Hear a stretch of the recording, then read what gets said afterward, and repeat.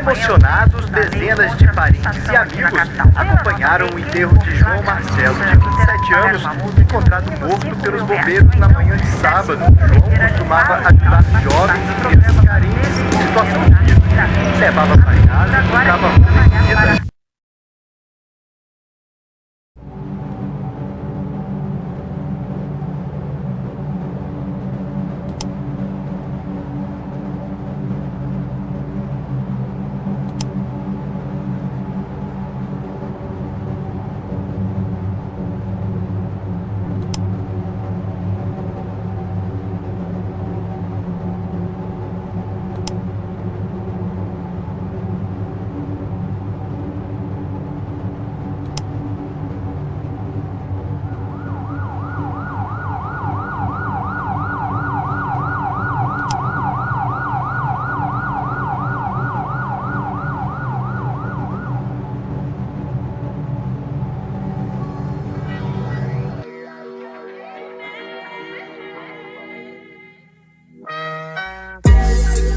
Deixe viver ou vivar comigo. Me mande embora ou me faça de abrigo. Califórnia, dream com uma dream girl, mas não sou gringo. Camisa suada, estampada de flamingo. Me deixe viver ou vivar comigo. Me mande embora ou me faça de abrigo. Sejam bem-vindos ao projeto do ano Arte Transforma. E o que é o projeto do ano? É um trabalho que nós, alunos do SENAC, temos que desenvolver durante todo o ano letivo. E ele tem que ter a ver com os Objetivos de Desenvolvimento Sustentável. Escolhemos esse tema para mostrar como a arte periférica pode transformar vidas e realidades. Durante todo o processo, nós iremos atualizar vocês. Então já segue a gente aqui. Para não perder nadinha. Arte Transforma! Tá, mas só isso de motivo para vocês escolherem a arte periférica? A razão de escolhermos o termo Arte Transforma foi o fato de nós reconhecermos que há muito a aprender e explorar sobre as artes periféricas, além de nos mostrarem uma visão real de como a sociedade se porta com diferentes classes sociais ocupando o mesmo espaço, seja ele artístico ou no cotidiano. Meu nome é Plínio, eu assino nas ruas Plínio Cristo Vive. Comecei com arte desde criança mesmo, desenhando em folhas de caderno, folhas de sulfite, na escola, rabiscando na carteira. E aí fui me desenvolvendo, percebi que tinha aptidão para isso, né? E continuei desenhando. Aí eu comecei a colecionar os meus próprios desenhos, a guardá-los, porque a princípio eu não guardava. E aí depois das pessoas muito elogiarem e tal, tipo, eu não dava valor pro meu próprio desenho, né? Eu comecei a valorizar isso e comecei a guardá-los, né? Aí eu fiz uma pasta, comecei a colecionar os meus desenhos e tal. E aí já na adolescência, meus 13, 14 anos, eu meio que comecei a me envolver com pichação. Por quê? Meu primeiro contato com a pichação foi na minha época de alfabetização. A minha avó, por parte de pai, ela me incentivava a ler as placas nas ruas para acelerar o meu processo de alfabetização. E quando a gente passeava de ônibus e tal, eu ficava vendo essas placas e acabei vendo as pichações também. E aí era como um desafio para mim decifrar o que estava escrito, né? Entender aquelas letras. Automaticamente eu comecei a ver os grafites também. Na década de 80, início da década de 90, eu comecei a ver os grafites nas paredes e tal, e ver o nome das pessoas que faziam. E eu comecei a me interessar bastante pelo grafite. E eu comecei a reproduzir o que eu via nas ruas, nas folhas de papel, né? Meio que copiando algumas letras de grafite de alguns grafiteiros, como o Binho, o Tinho, o Viché. Comecei a reproduzir isso nas folhas de papel. Depois eu passei a transformar as letras que eu via no meu nome. E aí eu comecei a fazer Plínio e tal. Isso daí foi por toda a minha adolescência. Só que infelizmente aos 17 anos eu comecei a usar drogas, né? Comecei a a praticar crime e tal por conta da droga, fui viciado em crack, e aí eu abandonei todas as coisas que eu gostava de fazer. Abandonei não só o grafite, como o skate, a capoeira, coisas que eu geralmente fazia naquela época e que eu tinha uma certa aptidão. Posteriormente, por conta disso, desse ciclo novo de vida, novo e ruim de vida que eu estava trilhando, eu acabei preso e aí abandonei totalmente. Fiquei preso a primeira vez por 2 anos, depois saí, fiquei cerca de 2 anos fora, voltei de novo, aí eu saí fugitivo, voltei pela última vez. Cada uma dessas vezes foram 6 anos ao todo, e com isso eu continuei viciado em droga, continuei desandado, continuei vivendo no mesmo meio que eu vivia antes, né?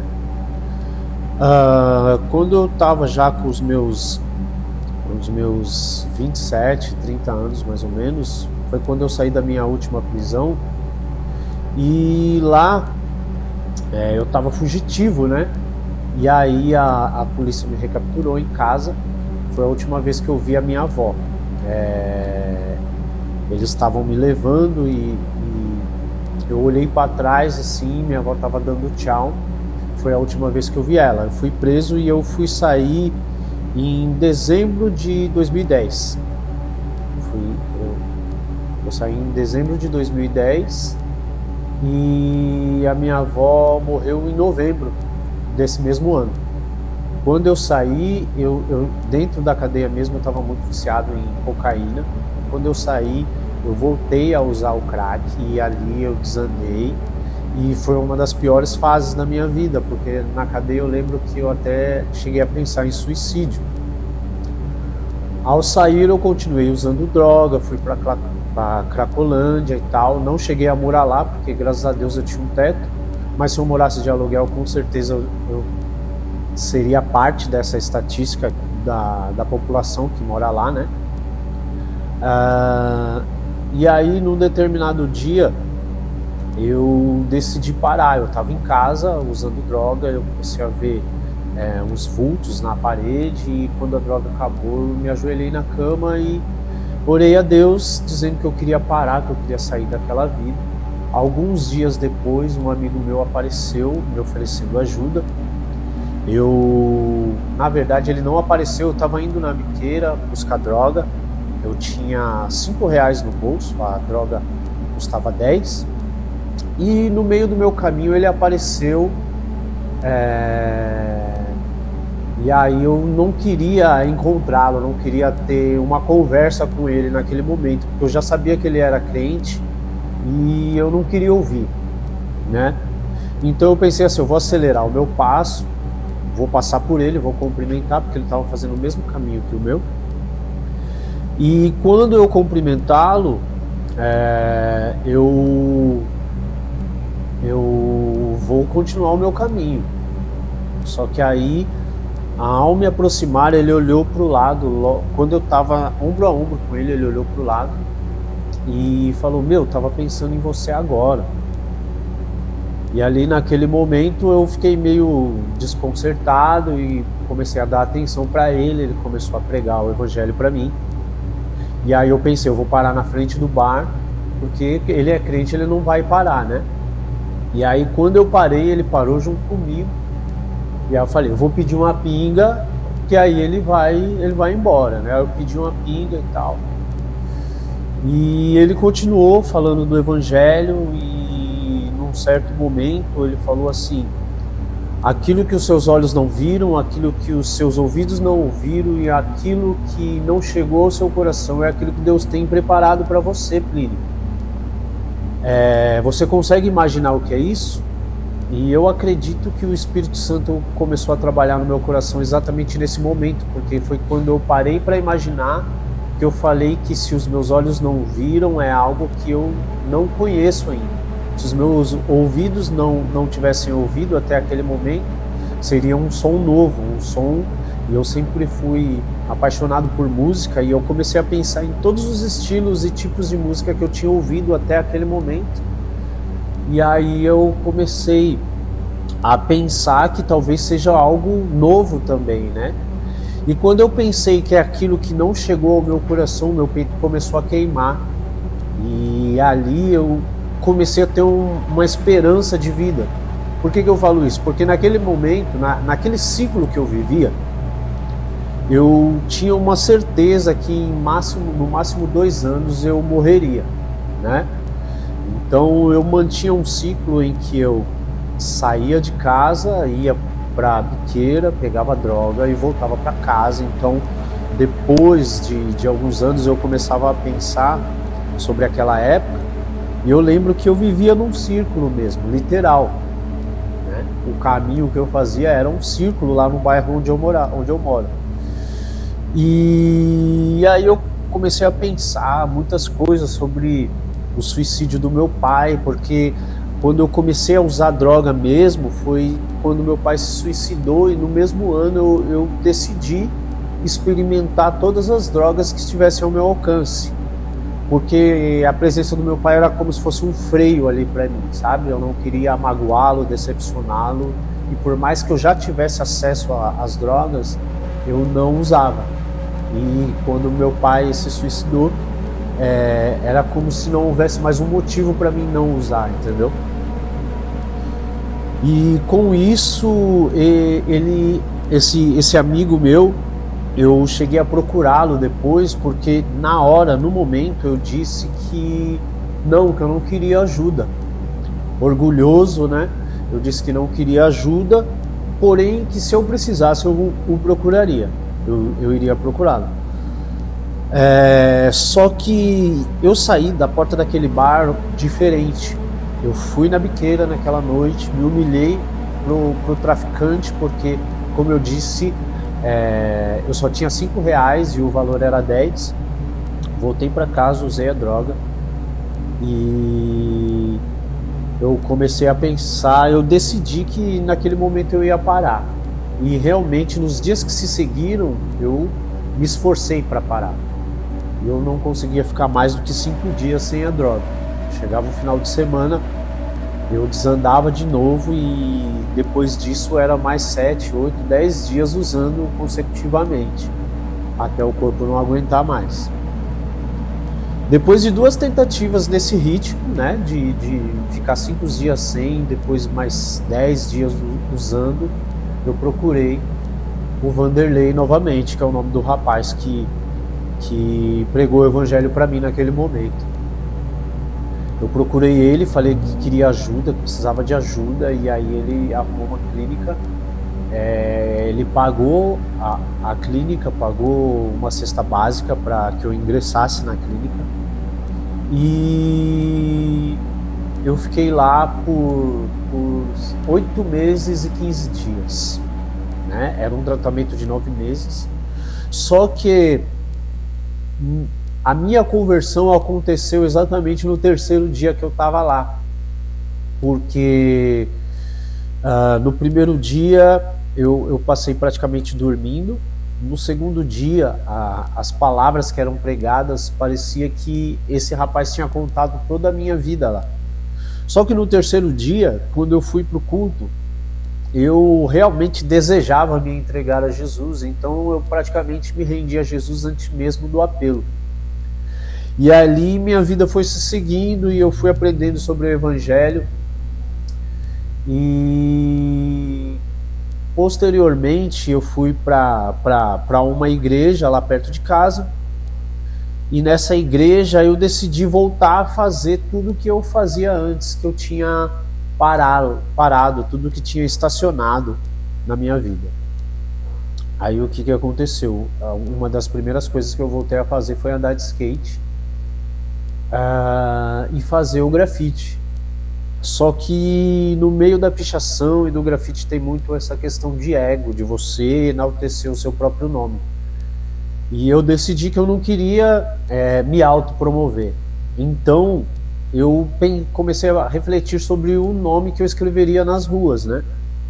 E me veio um texto de Gálatas 2:20 que diz que não sou mais eu quem vivo, mas Cristo vive em mim. E aí, a partir daquele momento, eu decidi escrever Cristo Vive nas ruas. E eu comecei a escrever esse nome, só que eu não tinha nenhuma técnica de grafite. Eu tinha a técnica da pichação, que é o que a gente chama de bombe, né? O bombe é uma ação ilegal, onde você vai lá e escreve de qualquer jeito, entre aspas, porque precisa ser rápido, né? No máximo 10 minutos ali, porque se alguém decide chamar a polícia para você, não dá tempo da polícia chegar e te pegar fazendo. Então eu fazia essa ação, né? E só que eu não fazia nesse prazo desses 10 minutos, eu fazia tranquilo, como se realmente eu tivesse autorização para fazer aquilo. E eu passava a tarde pintando ali e escrevendo Cristo Vive. E aí, anos depois, nessa época eu fazia um por ano, mais ou menos. Eu escolhia um muro que fosse público, que não fosse algo particular, que tivesse depredado, que tivesse zoado.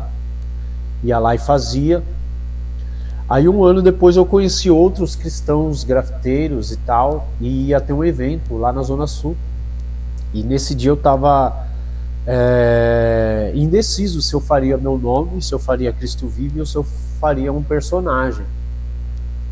Só que quando eu cheguei lá, o espaço que tinha para mim era um espaço vertical, então eu decidi fazer esse personagem, que era a figura de Cristo, um Cristo negro com uma ovelha nos braços, né? E eu dei o nome para essa figura de O Bom Pastor. Então eu fiz ele com o manto todo colorido, com a pele negra, segurando uma ovelha e um cajado. Só que essa referência eu peguei da internet e ela era toda em preto e branco, né? Só o outline, só as linhas principais dela, né? E aí eu fiz essa construção e por fazer rápido e ampliar para uma dimensão de aproximadamente 5 metros, copiando direto do celular, eu me surpreendi, né? Porque como eu larguei todas as minhas práticas de desenho, uma das onde eu comecei a me desenvolver, que eu disse, era a cópia, né? Então eu copiava com muita perfeição, mas era para uma folha A4 de sulfite. Quando eu fiz essa reprodução, eu me surpreendi porque ela ficou idêntica à referência e ela ficou num tamanho muito maior do que até eu esperava. Com isso, as pessoas começaram a elogiar por causa da perfeição da reprodução e tal. E aí, nesse dia, eu decidi que eu ia fazer só o personagem. Então, desde então, eu tenho buscado desenvolver a minha técnica. Eu busco fazer um realismo. Algumas pessoas dizem que já é um realismo, mas eu acho que ainda falta para mim chegar lá. Então eu desenvolvo personagens, rostos, né, de mulheres. Eu pego alguma referência na internet e eu caracterizo com um tom de pele na cor rosa. E a minha ideia é fazer o cabelo branco, acinzentado ou grisalho e tal, para exatamente criar uma característica, né? E tenho trabalhado com isso ultimamente. Há 5 anos tenho trabalhado com grafite também, então eu reproduzo não só os meus personagens durante o meu trabalho, mas eu também faço outras reproduções e desenvolvo outros tipos de artes dentro do grafite para atender a demanda do cliente, dependendo do que o cliente me pede. Então eu tenho buscado durante esse tempo desenvolver esse personagem e acho que estou no caminho. Eu ficava vendo os grafites nas ruas, né, e eu via bastante o grafite do Bin. Então ele foi a minha primeira referência, assim, porque ele é do Tucuruvi, então a maioria dos trabalhos dele era visível para mim, que morava bem perto ali. E um dos trabalhos dele que me chamou muita atenção, porque ele criou um tubarão, que eu acho que, se eu não me engano, ele dá o nome de Tubarone. E esse tubarão, ele é desconstruído porque ele tem pernas humanas e tal, né? E e usava calças, e ele fez numa esquina lá, e eu lembro que aquilo me chamou muito a atenção, até que um dia eu peguei o meu caderno, a minha pasta, parei na frente do desenho e fiquei lá, reproduzindo no meu caderno, né? Então ele foi uma das minhas grandes referências. Já depois, na fase adulta, eu busquei outras referências e eu curto bastante o trabalho do Pitiavo. É uma dupla de artistas, eu não me lembro o país deles, mas eu acho que são argentinos. Enfim, eu curto bastante o estilo deles. E no Brasil tem o trabalho do Phillit. Eu acho que ele é paulista, também não me lembro da que cidade que ele é, mas ele também trabalha com rostos e ele faz uns trabalhos, uns detalhes assim surrealistas nos rostos que ele pinta e tal, umas asas de borboleta. Eu acho muito louco as expressões que ele coloca nos rostos que ele pinta. Então isso também me chama bastante atenção e eu acho que agrega no meu trabalho.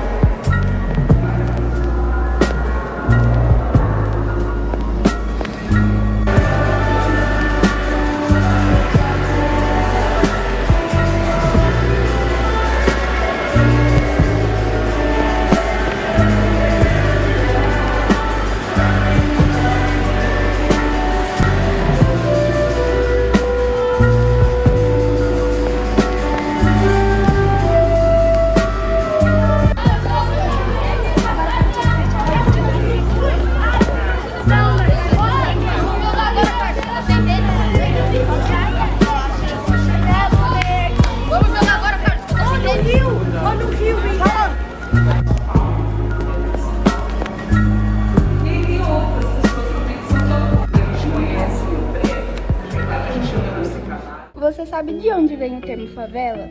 A origem do termo começa em 1896, na Guerra de Canudos, um conflito entre o exército brasileiro e sertanejos na Bahia. Uma luta contra a fome, a miséria e a seca nordestina. Os sobreviventes foram forçados a ir para o Rio de Janeiro e construir suas casas no morro.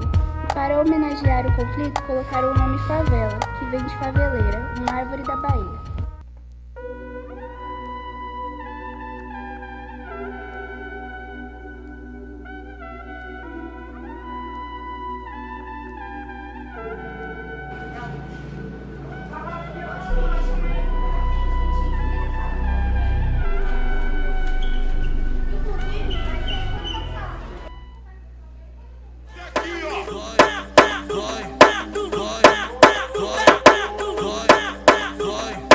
É o cacau.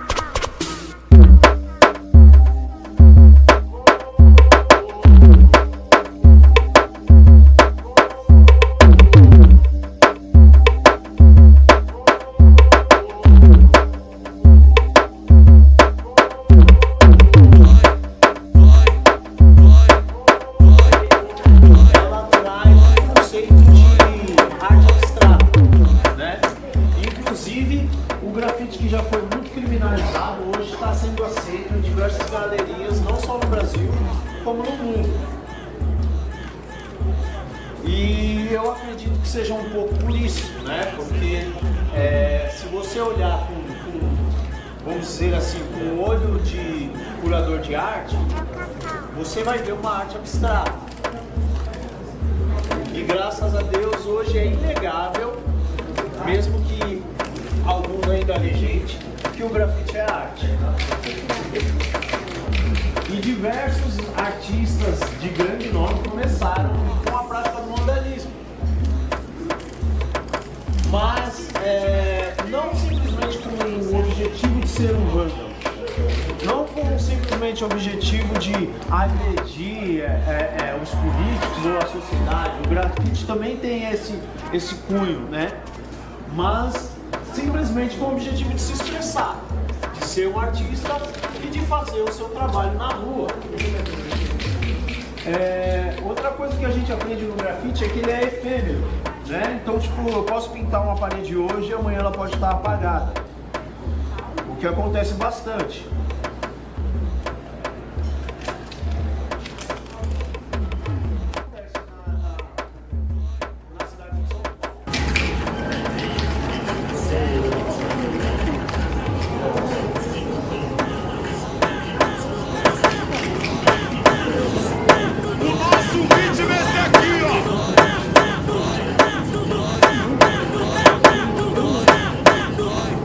É o cacau.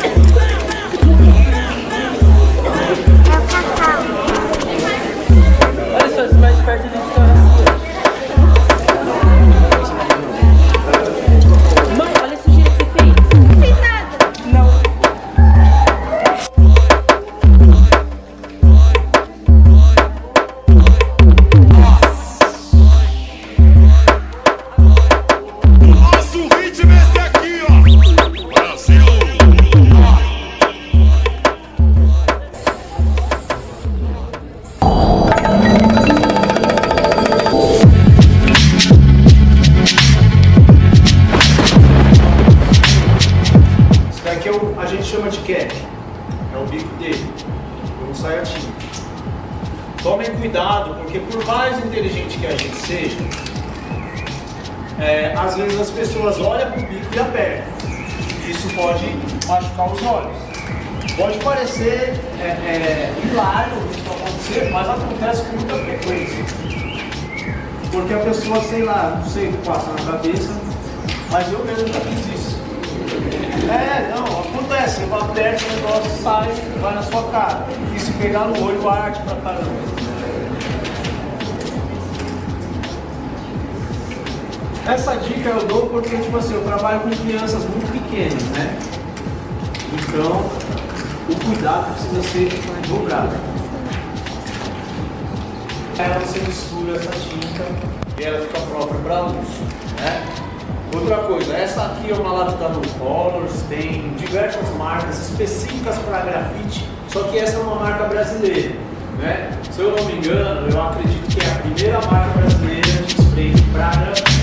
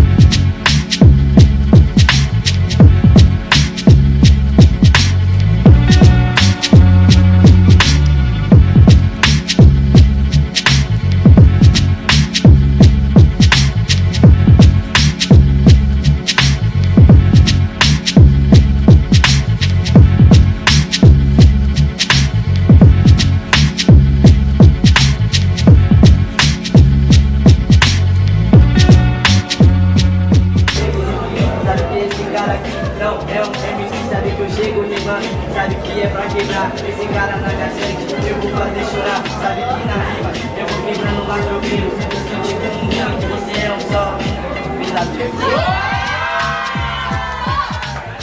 Uma coisa que tá certa, eu sou pesadelo.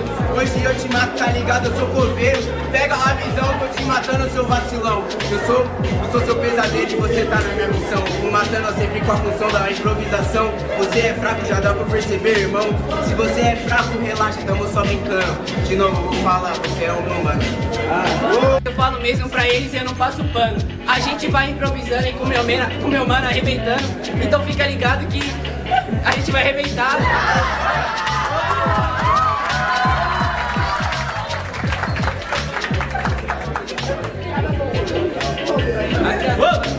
Corintiano, e vocês são os meus patos e ontem o Galo você todos pode. E aí, Fraco, vai tomar no coração.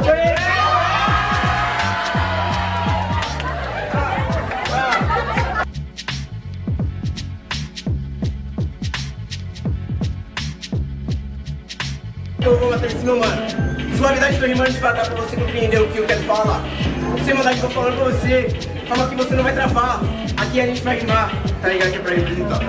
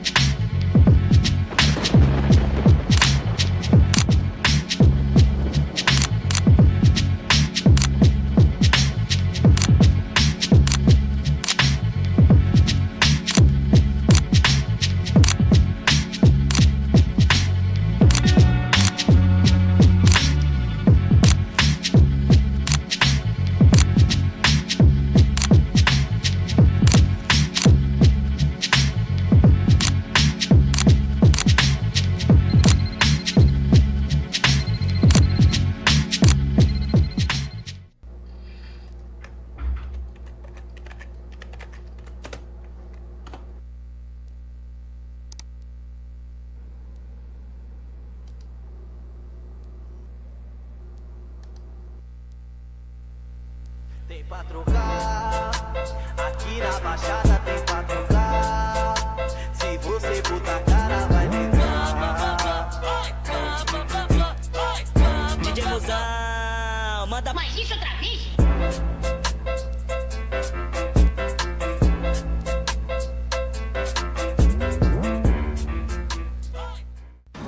Oi, eu sou sou Letícia Fleury, eu sou da T1 de Multimídia Senac Jabaquara. Olá, eu sou Arthur Pazin, eu sou estudante do Senac Jabaquara no primeiro ano da turma de Multimídia. Olá, meu nome é Fábio, sou professor de Educação Física do Senac Jabaquara, trabalhando na área de linguagens. Eu sou o Gabriel Cipriano da T3. Oi, eu sou Rafael, do primeiro ano de Multimídia daqui. Eu sou o Gabriel, sou da T1 do segundo ano. Eu sou a Maria Eduarda, da T3. Oi, meu nome é Ana Manu, eu sou do Senac Jabaquara, turma 4, Multimídia. Eu achei muito legal a feira que o pessoal do Arte Transforma fez, e a parte que eu mais gostei foi a batalha de rimas, que estimula a criatividade dos estudantes na hora deles fazerem, batalhando de forma respeitosa, né? E o que eu mais gostei da feira foi as batalhas de rima. Então as interatividades no sentido de desenhar ali no papelão, várias canetas à disposição. Teve também as batalhas de rima, que eu achei muito bom, foi tipo, muito bem organizado, todos os recursos à disposição. E eu quero dizer que eu adorei a feira, foi bastante dinâmica, trouxe uma coisa bem diferente aqui pro Senac. E eu achei muito legal também que trouxe uma das culturas da rua, né, o conceito dela, eu achei muito legal e importante cada vez mais esses trabalhos para trazerem esses conhecimentos para a nossa sociedade. Foi bem engraçado e de poder se expressar nos papéis que você deixava pra gente escrever, pra usar as latas de tinta, pra expressar o que a gente quisesse lá. E o que eu mais gostei da feira foi a visibilidade. Reuni bastante os alunos. E o que eu mais gostei foi a batalha de rima, porque foi muito engraçada e principalmente o Cipriano falando, foi muito bom. Eu participei da Arte Transforma, que foi o projeto de vocês. Eu gostei muito porque, particularmente, eu gosto muito dessa cultura de rua, eu sou apaixonado em improvisação. E também acho que a parte que eu mais gostei foi realmente quando vocês liberaram pra gente realmente desenhar nas paredes e até poder usar o spray. A forma que vocês trouxeram uma coisa que é mais da rua, que o Senac não é um lugar tipo de se ver, vamos pichar o muro. Eu gostei disso e a parte do picho foi a parte que eu mais gostei. Tipo, vocês conseguiram fazer os alunos interagirem muito bem no projeto e ainda conseguiram colocar o tema do projeto de vocês junto, que são duas coisas que não são feitas com muita facilidade. Gosto muito de grafite também, hip hop, danço um pouco de break, então fiquei bem feliz por participar de vocês, do trabalho de vocês. Bom, acho que a parte que mais me chamou a atenção do trabalho de vocês foi a batalha de improviso, porque lá eu pude me desenvolver e, tipo, brincar com meus amigos e fazer a improvisação. E o que mais foi legal na feira de vocês foi que vocês trouxeram muito público para conversar com a gente, né? Conversar com vocês, no caso, né? Com o grafiteiro que vocês trouxeram, né? A batalha de rima que vocês também fizeram. Achei bem legal, porque foi diferente, foi interativo e a gente não ficou só ouvindo. E o que eu mais gostei do projeto de vocês foi acompanhar o Plínio, que é o profissional ali que fez o grafite da logo do Arte Transforma. Acompanhar o processo dele fazendo grafite, eu achei muito legal, ele explicando como funciona o spray, como funciona a profissão dele, um pouco da história ali, tipo, até dos grafites do próprio Senac em volta. E eu gostei muito dessa parte também de acompanhar o processo do grafite. Então eu fiquei bem feliz de participar de toda a proposta e achei bem interessante o que vocês trouxeram pra gente. Todo mundo participou de alguma forma ali do projeto de vocês, eu acho que esse foi o mais legal. E mesmo quem tinha vergonha de participar da batalha, fazer outra coisa, podia escrever lá na paredão lá que vocês fizeram. Nesse 1 ano de projeto, muita coisa aconteceu. Trabalhamos bastante, discutimos, surtamos, mas no final, deu certo. Nosso agradecimento aos professores Débora, Natan e Juliana. Nos apoiaram a todo tempo dando ideias e fazendo acontecer. E principalmente ao artista Plínio, que participou da nossa oficina. Ele fez parte do nosso documentário. Agradecemos também a todos que participaram e respeitaram a nossa oficina, trazendo um momento agradável e inesquecível. A intenção foi de dar visibilidade para um artista desse estilo urbano. Esperamos que as pessoas busquem saber mais sobre essa arte tão importante. Oiê, eu sou a Bia e eu sou a editora do Arte Transforma. Bem, o documentário acabou? A parte de arte periférica acabou sim. A parte profissional do projeto acabou. Mas eu acho que não podia passar despercebido o nosso primeiro projeto do ano no Senac. Então, eu decidi homenagear fazendo um vídeo. Durante todo o ano, a gente sempre estava gravando. Então, às vezes, saía ali um negócio engraçadinho. Então, por que não juntar todos esses vídeos e colocar aqui no final? E outra coisa, elas não sabem que eu tô fazendo isso. Então, gente, aproveitem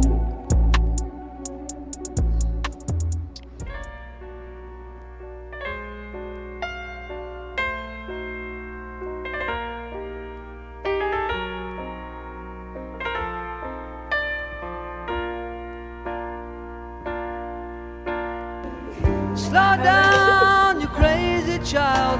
You're so ambitious for a juvenile, but then if you're so smart, tell me why are you still so afraid? Where's the fire? What's the hurry about? You better cool it off before you burn it out. You got so much to do and only so many hours in a day. Hey, but you know that when the truth is told, that you can get what you want or you can just get old. You're gonna kick off before you even get halfway through. Ooh, when will you realize Vienna waits for you? Slow down, you're doing fine. You can't be everything you wanna be before your time. Although it's so romantic on the borderline tonight. Too bad, but it's the life you lead. You're so ahead of yourself that you forgot what you need. Though you could see when you're wrong, you know you can't always see when you're right.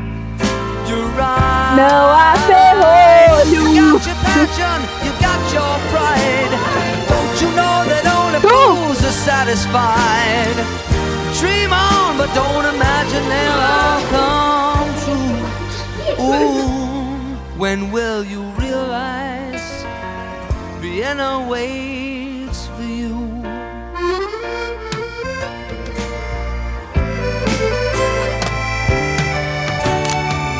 Slow down, you crazy child, and take the phone off the hook and disappear for a while.